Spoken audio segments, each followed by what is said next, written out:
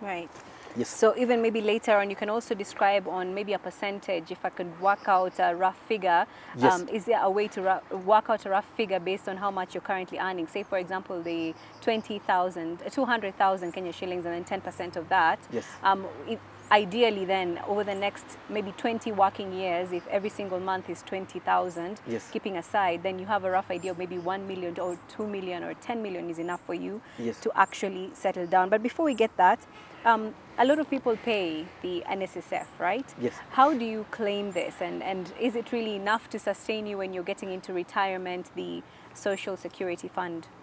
One of the things I'll mention and say, we have different kinds of plans, and that is a government kind of a plan, because the government has interest when it comes to the retirement of its citizens.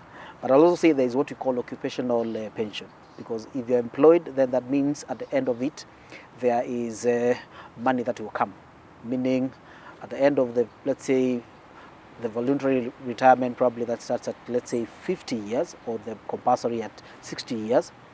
That means at that particular time you'll get the money from your employer.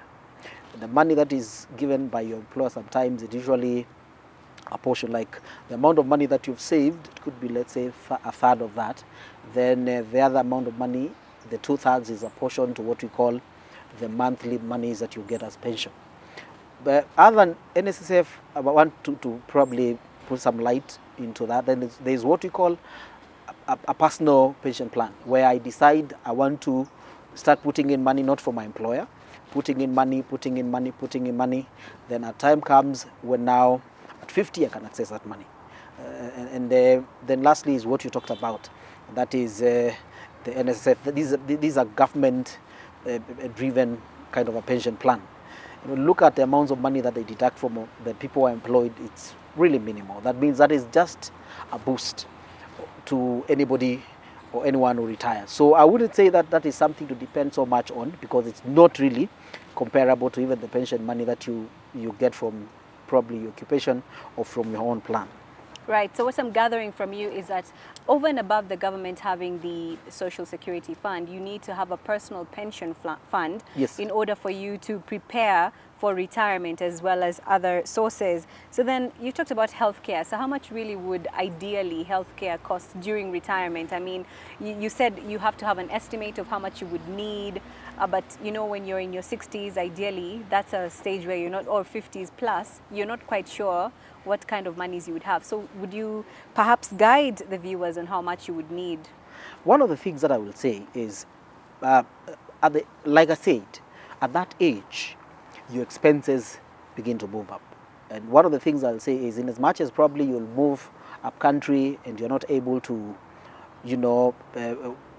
have the normal commuter, expenses and other rental expenses, for me, I will say that it will be very important for anybody to look for other streams of income.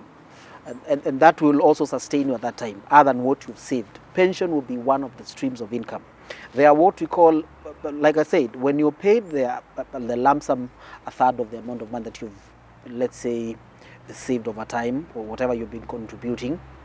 There is the 2/3 that remains. But out of this, a third that you get home, you can also buy what you call an annuity, whereby you still get repayments over time.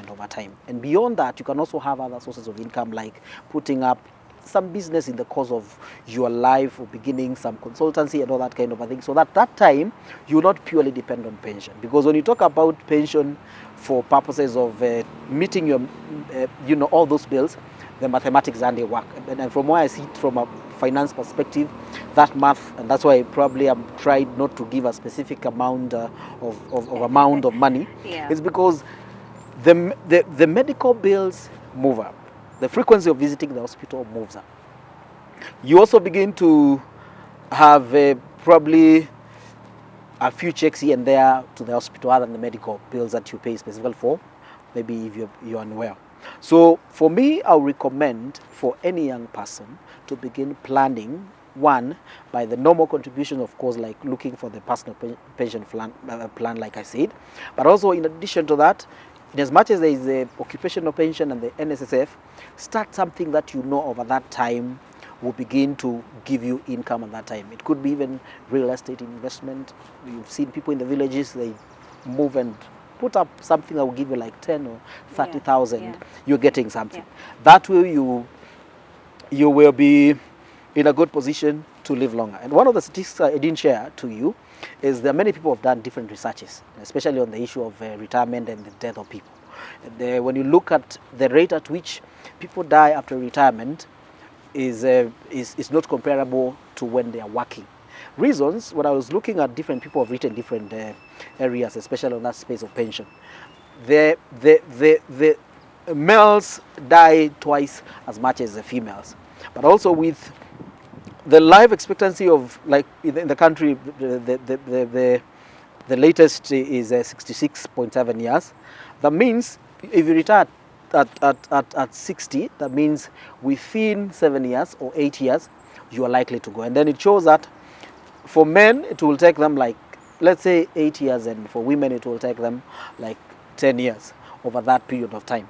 There are drivers that accelerate deaths of people after retirement. And some of these things are the strains that people get, the shock outside there, your activity begins to reduce, and now you cannot move like you're moving before. Your energy levels begin to come down. You are not so much active like before. So I think we need to prepare as early as young people, and also plan and look for other sources of income that will boost that pension that you'll have accumulated to take care of the bills that begin to accelerate at that end.